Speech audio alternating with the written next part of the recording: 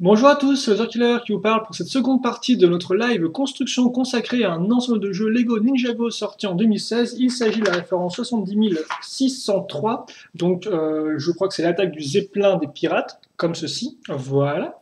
Et donc pour l'instant on a construit cela, et donc première chose à noter effectivement, c'est que quand même entre les deux parties, j'ai regardé là, je vais aller voir un peu le site de Lego, et effectivement ce modèle, et ainsi que le Dragon Légendaire de Jai, ne coûte ni 30 euros ni 40, effectivement, c'est pile entre les deux, c'est 34,99, donc on l'air 35 euros quoi. Donc voilà, maintenant moi, comme ça, vous savez le prix et on peut directement enchaîner. Enchaîner sur quoi? Eh bien, le troisième et dernier sachet, ce qui veut aussi dire que cette partie-là sera la dernière pour cette live construction. Comme pour l'instant, on a quand même construit eh bien, 3 jolies figurines, là encore, qui sont entre guillemets qu'on n'avait pas vu jusqu'à présent. Voilà, je ne sais pas du tout si elles seront uniques ou pas à ce set-là ou pas. Je ne pense pas, mais bon, on verra ça par la suite. De toute façon, on est plus proche, hélas, quand même de la fin que du début. J'ai l'impression comme que cette vague Ninjago est passée très rapidement. Forcément, Nexonite, ça va être entre guillemets un peu l'avantage parce que c'était sa première vague, donc il va taper fort. Donc beaucoup de modèles, hein, je crois 11 modèles, 10. Donc voilà, donc Ninjago on a quand même eu 7, hein, c'est pas trop mal et tout. Mais c'est vrai qu'effectivement, j'ai l'impression que c'est passé assez vite. Et donc, bah, ça risque de passer encore plus vite une fois qu'on l'aura terminé. Et donc, eh bien, écoutez, on est parti. Autant qu'on se tout de suite. Hein. Autant s'approcher de plus en plus de la fin. Car après tout, on est tous amis. Allez. Et là, par contre, j'ai quand même assez hâte de ce sachet-là. Car bien évidemment, on va construire entre guillemets le ballon du Zeppelin. Je sais pas si ça porte un autre nom que le ballon, mais bon, ok. Mais aussi, je pense, plein d'autres petits éléments qui vont vraiment donner du charme à l'ensemble. Qui vont vraiment permettre de différencier ce véhicule du reste, même si voilà, pour l'instant, on a quand même fait un bon début, je trouve, avec une sorte de coque de bateau qui fonctionne plutôt bien. Avec aussi le petit pont, voilà. En attendant, eh bien, ce troisième sachet va un peu commencer comme le précédent, à savoir des petites pièces, mais vraiment des plus petites. Là, on n'est plus dans la 1x2, on est vraiment dans la 1x1, avec tout d'abord eh bien, une fois une orange ici. Ça fait aussi plaisir quand même de trouver un peu de couleur orange, je vous avouer. Parce que même au final, j'y repensé, je me disais, ouais, mais t'as peut-être du orange en Shima. Mais en fait, non, même pas, parce que le orange était réservé aux tigres. Et les tigres, ils ont eu genre 2 véhicules dans tout Shima, quoi. Donc c'est vrai que la couleur orange est assez peu représentée en Lego, je pense, non?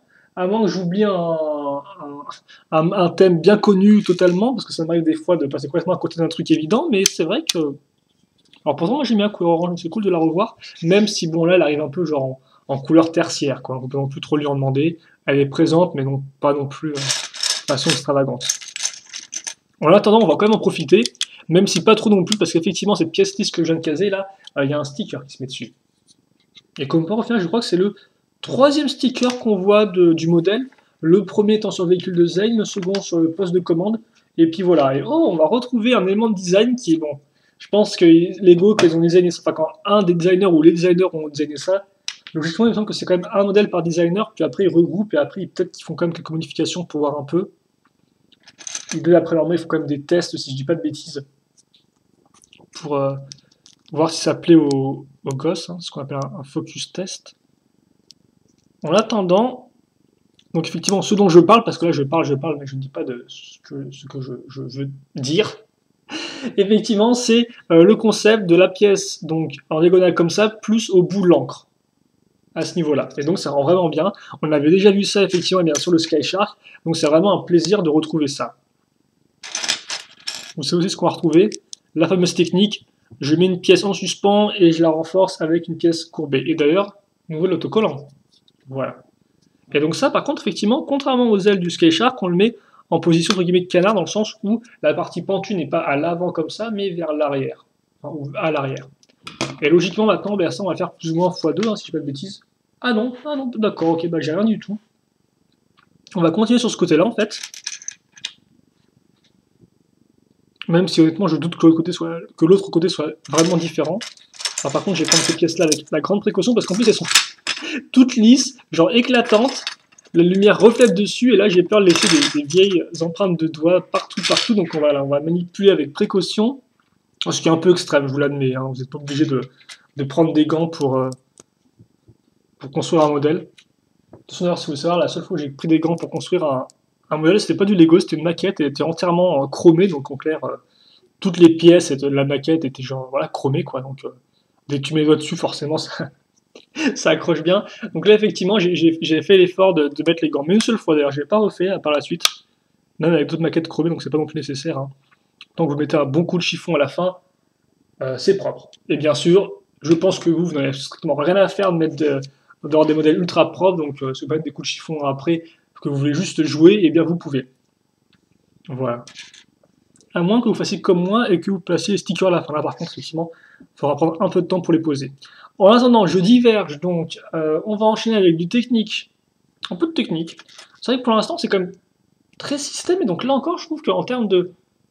Les modèles qu'on a vus jusqu'à présent, on reste quand même principalement dans du système. Après, forcément, on n'a pas non plus vraiment eu l'occasion d'avoir des mécanismes de fou furieux, des trucs comme ça, avec les échelles qu'on avait. Mais bon, même si tu me dirais, effectivement, il y a quand même des châssis en Lego Technique avec les motos de Kai et Nia. Et là, cette question, je ne l'avais pas marqué à l'époque et tout, donc je vais le faire marquer maintenant un peu en mode HS, hein, mais on n'est plus à ça après. De toute façon, ce que je construis pour l'instant, comme vous pouvez voir, ce n'est pas des plus fascinants. Euh, c'est quand même plaisant d'avoir effectivement Kai et Nia dans un seul même set. Je ne sais pas quand ça remonte, peut-être à 2011 effectivement, où vous aviez je pense les deux dans la forteresse de Garmadon. Car je pense, à Coxy, on avait peut-être aussi Kai aussi dans le temple du feu. En attendant, effectivement, comme c'est quand même des frères et sœurs, quoi, c'est vrai que maintenant la série, là encore, la série elle mettait surtout en avant ça en 2011, je pense. Un peu moins avec les années qui sont suivies, même si bon, encore un peu en 2012 quand même, parce que voilà, la révélation de Samurai X, tout ça, tout ça, tout ça.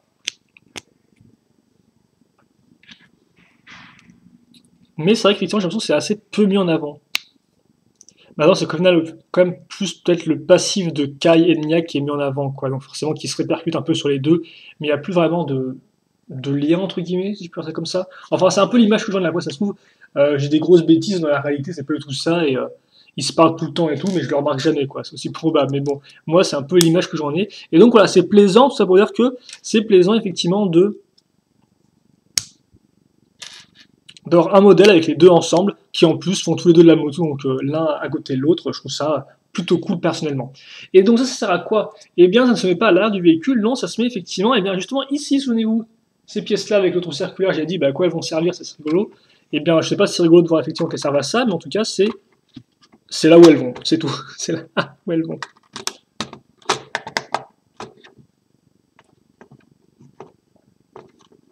Comme ceci. Alors par contre, oui, si je vois, c'est effectivement, on est censé le... Ça, en fait, ça recoule la partie ici. J'avais pas noté ça, mais en fait, ça permet un peu de continuer la coque du bateau. Oh oui, même niveau forme, c'est plutôt joli, comme vous pouvez voir. Partie orange et partie noire en dessous. Comme deux bandes. C'est plutôt bien vu. Par contre, ça aussi, les petits réacteurs, ils se mettent un peu quand même en biais, quoi. C'est pas non plus tout droit. Et d'ailleurs, comme quoi, ils vont se coincer d'eux-mêmes, en fait, hein, contre la partie courbée de la pièce. Donc voilà, vous pouvez les mettre comme ça. Ils stoppent tout seul en termes de mouvement. Et donc voilà, vous êtes au sec, au propre. Ensuite, donc là, en fait, je pense que l'idée, c'est vraiment qu'on va faire vraiment la partie arrière du véhicule au niveau des côtés. Alors, par contre, vous avez une pièce imprimée. Alors, je ne sais pas du tout où elle sort parce que le motif est vraiment récent. Mais même, oui, même la pièce est récente en soi.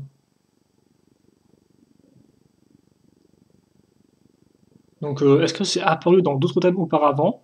Est-ce que c'est une nouvelle pièce imprimée pour Ninjago? Il me semble que la dernière qu'on a eu imprimée pour Ninjago, alors, voilà, on a eu toutes les petites pièces avec les Airjitsu, en effet.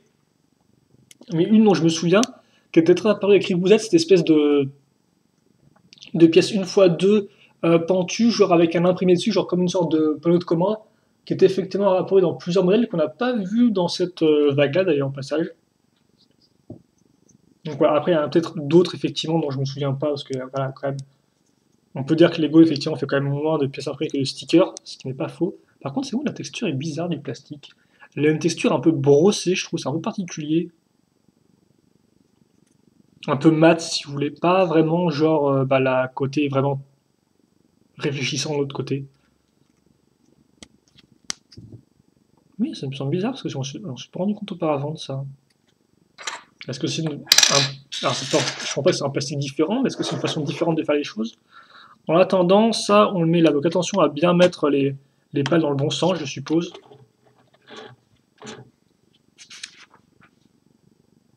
Et en fait, une fois que c'est fait, c'est rigolo parce que ça nous permet d'enchaîner logiquement avec l'autre côté. En effet, on n'a pas accroché ça ici, on a accroché ça de l'autre côté et on enchaîne. Par contre, après, juste, j'ai oublié un élément, c'est effectivement les fameux sabres colorés en blanc. Et donc, effectivement, ça répond à ma question. Je m'étais dit, est-ce que tous les véhicules pirates ont des sabres blancs qui servent un peu de décoration sur leur véhicule? Enfin, qui servent de décoration, effectivement. Et donc, oui, j'ai l'impression que pour l'instant, ça se confirme. Bon, on va mettre ça comme ça, on va laisser ici. Et écoutez, je vais peut-être juste un tout petit peu accélérer la cadence, parce qu'effectivement, là, ce qu'on va faire, on l'a déjà vu auparavant.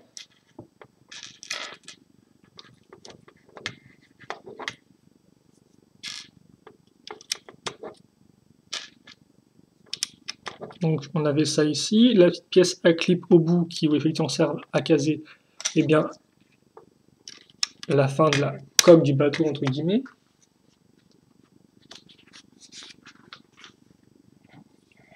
Après, en effet, on a tout ce qui est l'aile avec l'encre. Donc là encore, comme peur qui occupe les 6 tenons, hein, l'encre. Donc vous demanderiez un peu, en termes de longueur, ce que ça représente. Eh bien, vous avez la réponse. Je vois qu'en plus des sabres, il y a un autre élément que les pirates visiblement affectionnent. C'est les bâtons de TNT. On avait déjà vu un avec le Sky Shark. Donc, à nouveau, est-ce que c'est peut-être pour balancer la TNT à travers la trappe? C'est possible, hein, ça pourrait être efficace. En attendant, donc, je vais caser le petit élément à l'arrière.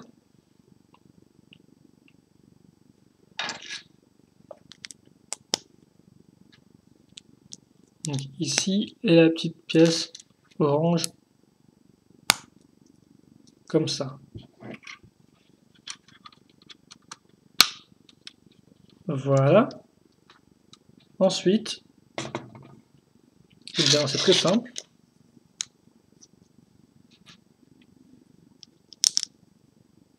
Je vais mettre ces pièces comme ceci. Je retourne. Voilà, on va réutiliser la pièce donc 2 fois 1 avec l'accroche circulaire. Est-ce que vous pouvez bien voir au moins ce que je montre? Oui, j'ai l'impression qu'on n'est pas trop violent en termes de mise au point. Ça va encore, ça passe? Comme ça, en fait, forcément, ça rappellera un peu voilà, l'espace un peu du Destiny Bounty, hein, c'est le même principe, j'ai envie de dire. Donc vous les mettez de côté, comme ceci. Voilà, en biais plutôt. Et donc une fois que c'est fait, eh bien, alors il n'y a pas... Alors si, il y a bien effectivement, là encore, j'ai oublié le sabre ici.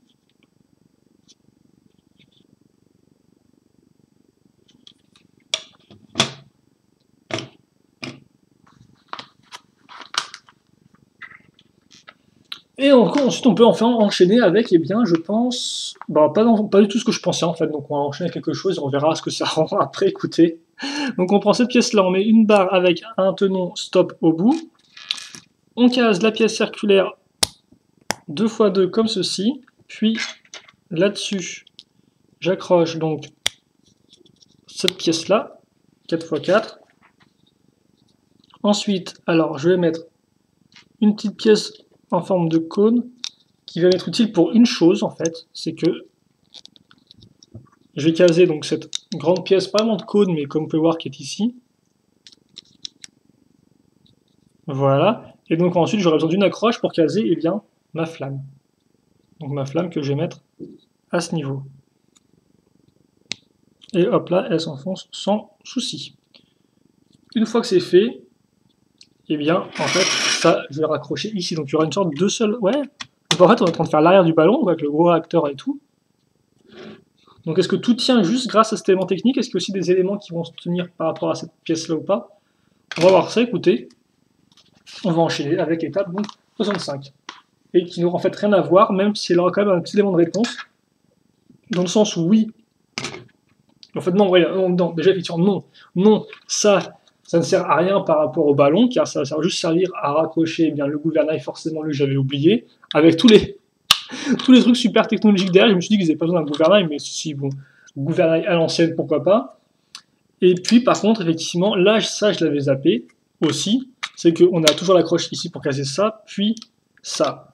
Et donc là, par contre, il y a moyen qu'effectivement, entre guillemets, le ballon tienne aussi bien avec le tenon qu'avec une accroche ici, en clair, hein, deux accroches. Mais là encore, tout est à voir, écoutez.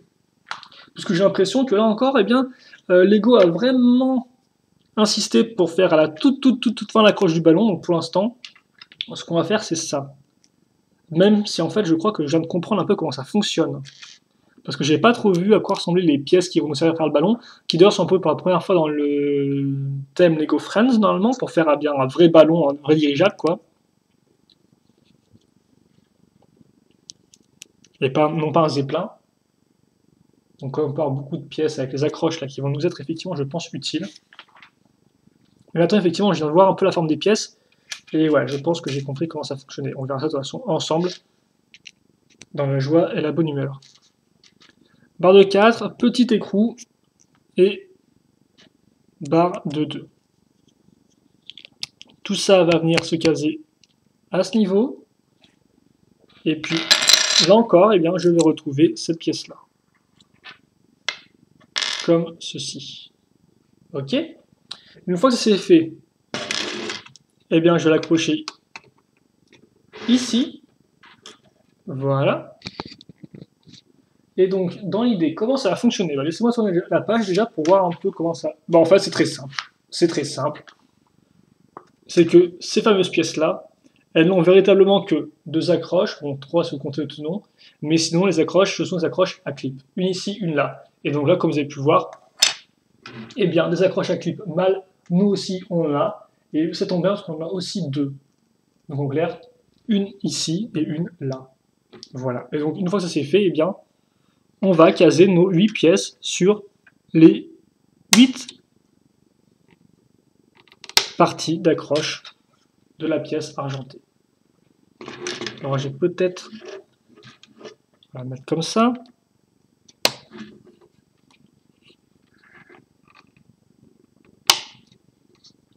Donc après, forcément, il faudra un peu, peut-être, faire coulisser les pièces.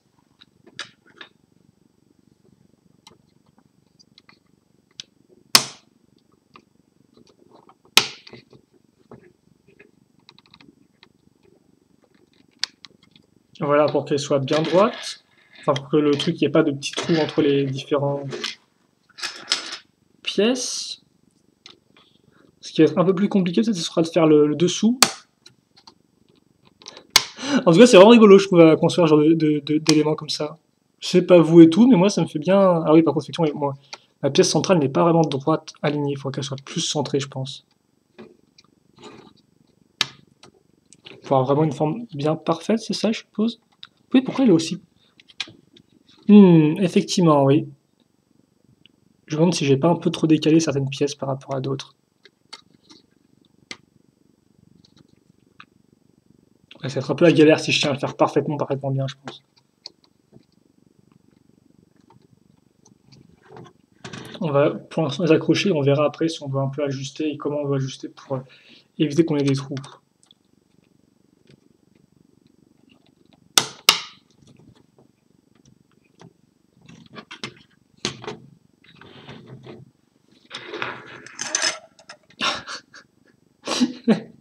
Ouais, c'est vrai qu'en plus, c'est un peu galère, non, d'essayer d'accrocher ça en dessous. On peut, ouais, mettre ça ici. Ok.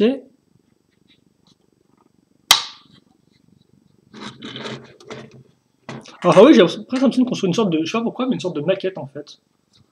On casse des sortes de plans comme ça.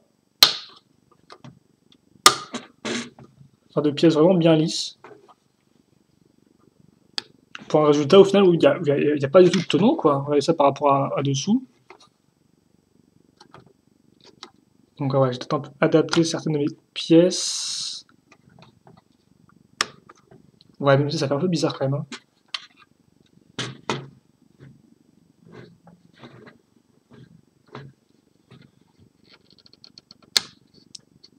C'est un peu particulier, il faut un peu réussir à trouver le bon compromis. Je sais pas si en mettant tout pile poil au milieu, on arrive à avoir un truc sans aucun trou. Mais ça me semble plutôt compliqué personnellement. Et ça me semble aussi un peu trop... Ouais, c'est un... D'accord, ok. Assez rigolo en tout cas. Bon. Ça c'est fait, mais c'est vrai que oui, pourquoi j'ai un truc aussi pas beau alors que l'autre en plus il est. Quoique non, même l'autre, effectivement, de l'autre côté, c'est aussi un peu. On a aussi cette espèce de contraste un peu bizarre comme ça. C'est pas parfait, parfait, parfait. Bon, je pense qu'on devra se contenter pour cette vidéo, suivant. Mais ce n'est pas fini néanmoins, car eh bien, on a quand même un troisième entre guillemets, anneau ici, qui n'est pas inutile, car lui va nous permettre d'accrocher cette fois-ci 7 pièces, ou plutôt 7 combinaisons de pièces comme ça et pointes. Donc voilà à quoi ça ressemble, donc on fait ça x 7. Et après on les accrochera entre guillemets tout autour de l'autre pièce.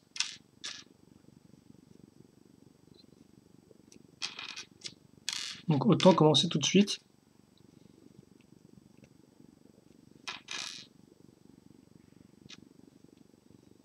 Voilà, et je pense que là on est proche de la fin, non? Alors attendez. 1, 2, 3, ok, plus qu'un seul. Et effectivement, là, les pièces commencent à sérieusement s'amenuiser. Comme ceci. Et donc, effectivement, comme je vous disais, hein, on met ça là.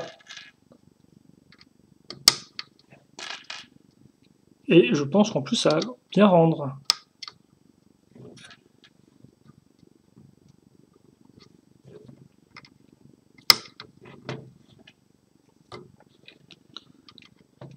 Comme ceci.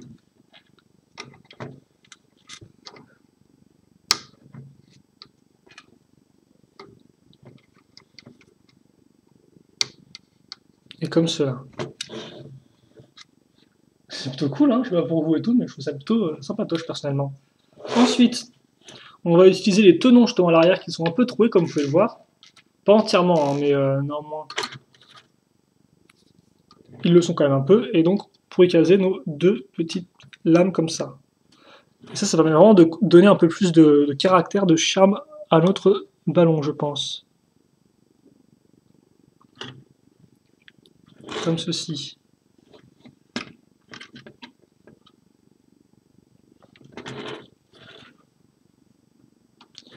Et comme ça. Voilà. Donc, on en est là, mais je vois qu'il nous reste encore quelques petites pièces. Alors, comment ça fonctionne?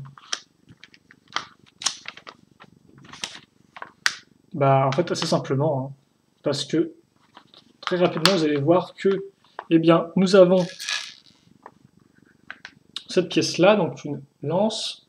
On va ensuite prendre donc, notre drapeau, entre guillemets, de pirate. On l'enlève de son... Voilà, sa petite feuille, entre guillemets. Comme ceci. Puis,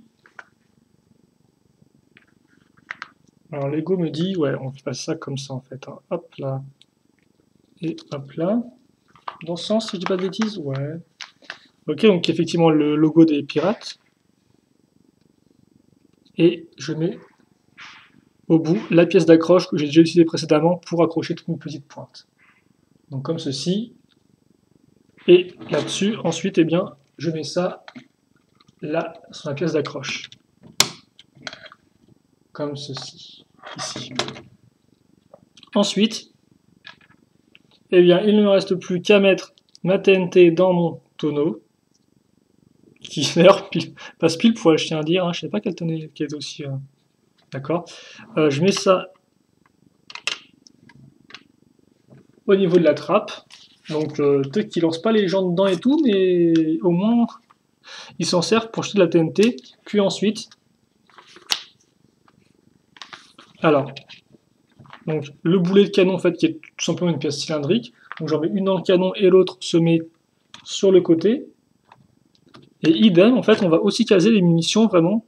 Donc deux se mettent sur les côtés comme ceci. enfin, se mettre déjà dans les canons. Donc c'est quand même un canon beaucoup plus moderne, là, je tiens à dire, sur les côtés, hein, contrairement à l'autre, qui est un peu plus une relique. Et vous mettez aussi les petites pièces ici. Et je crois que c'est quand même des premières fois où je vois que les munitions sont quand même mises en plus sur le véhicule, quoi. Souvent, elles sont juste laissées à l'abandon, comme ça, dans un coin. Alors que là, elles sont vraiment, tout est sur le véhicule, quoi. Il ne nous reste vraiment plus que les petites pièces supplémentaires en cas de perte, quoi. Donc ça, c'est quand même plutôt cool, je trouve, parce qu'au moins, comme ça, vous n'avez pas des petites pièces qui traînent dans tous les sens. Et d'ailleurs, oui, visiblement, Lego vous donne aussi eh bien, une seconde pièce comme ça. Pour une raison que j'ignore, mais... Oui, non, parce qu'on n'est pas censé en mettre deux à l'arrière, on n'est pas censé faire genre une sorte de double côté. Voilà, Lego m'en dit bien une fois, donc ouais, il n'y a pas de souci à ce niveau-là. Donc écoutez, voilà qui est fait en tout cas, avec mon mode d'emploi un peu froissé, mais en tout cas on a aussi atteint la fin. Donc, laissez-moi juste un peu reprendre mes esprits. Façon de parler, mettre ça un plat, donc ça devrait faire l'affaire, je pense. Oui, on a une bonne luminosité, tiens. Par contre, faire en sorte qu'on ait aussi une bonne mise au point serait pas trop mal. Voilà. Et donc, écoutez, je vais vous faire un petit en around. Alors, visiblement, les ailes sont censées rester toutes droites. Hein.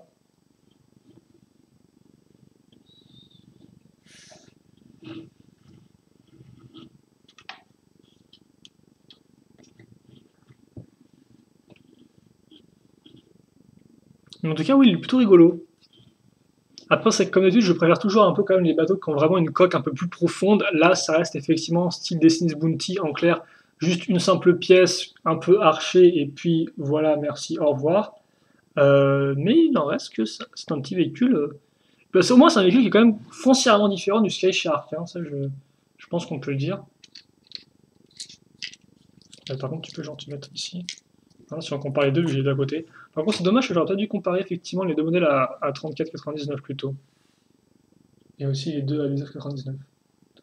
Mais par contre, après, forcément, ce qui va permettre de rendre le modèle encore plus vivant, parce que là, comme point, il fait un peu plat au final, hein, vu qu'on a un grand espace vide qui forcément est comme une sorte de fenêtre ouverte sur la partie plane ici. Forcément, ce qui le rend un peu plus vivant, c'est quand vous mettez des figurines dedans, quoi. Donc aussi bien lui à l'avant, par exemple, que Clancy à l'arrière, qui d'ailleurs doit avoir un peu de mal avec son balai. Ils l'ont d'ailleurs... Alors, le saut, ouais, ils ont... Ok. Sur la boîte, ils ont genre tout casé à l'arrière, quoi. Genre, ils ont accroché le saut sur un tenon et ils ont casé le balai entre le saut, justement, et entre la partie ordinateur afin qu'il reste en place, quoi. Voilà.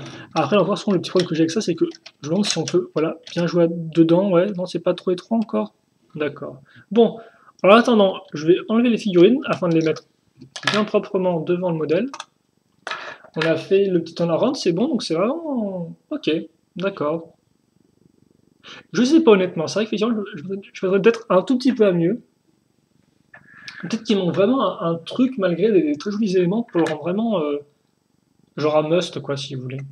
Mais après, bon, là, c'est que mon avis sur le mouvement. Bien évidemment, là encore, j'aurai un peu le temps après de manipuler, de jouer un peu avec et de après vous faire une review et vous donner mon avis définitif dedans. Et bien sûr, vous, entre-temps, quand même, vous pouvez quand même aussi me dire ce que vous en pensez. Mais ouais, je sais pas, j'aurais aimé quand même qu'il aille un peu plus loin. Par exemple, peut-être des parties un peu plus surélevées ici, je sais pas. Je sais pas. Bon. En tout cas, voilà pour ce véhicule-là. On va donc bien maintenant se quitter. Juste mettre les deux figurines, remettre les deux figurines en place. Par contre, là encore, niveau figurines, c'était quand même une belle sélection. Hein. Ça, je pense qu'on est d'accord là-dessus. Sélection, ma foi, encore assez complète. Et, bien sûr, la petite lame de Jay ici, comme ceci. Et je pense que c'est à peu près tout. Écoutez, ça a l'air d'être plutôt bien. Donc voilà, donc on se quitte là-dessus. J'espère que vous, en tout cas, vous avez apprécié ces deux parties et cette vidéo en général. Pour le reste, eh bien, écoutez, voilà, tout est dit. Donc, si vous, par contre, vous avez à dire, si vous avez à redire, si vous voulez donc commenter, me poser des questions sur le modèle, eh bien, n'hésitez pas, j'y répondrai avec grand plaisir, comme d'habitude. Et puis, pour le reste, eh bien, passez une bonne journée, une bonne soirée, une bonne ce que vous voulez. Et Portez-vous bien, surtout, voilà, j'allais oublier ça quand même. Non, fallait pas que j'oublie. Donc voilà, portez-vous bien et à la prochaine. Et donc nous, effectivement, bah oui, nous on se revoit dès demain pour, eh bien, la suite de notre construction avec l'avant-dernier modèle de cette première vague Ninjago, dont je n'ai d'ailleurs plus le nom.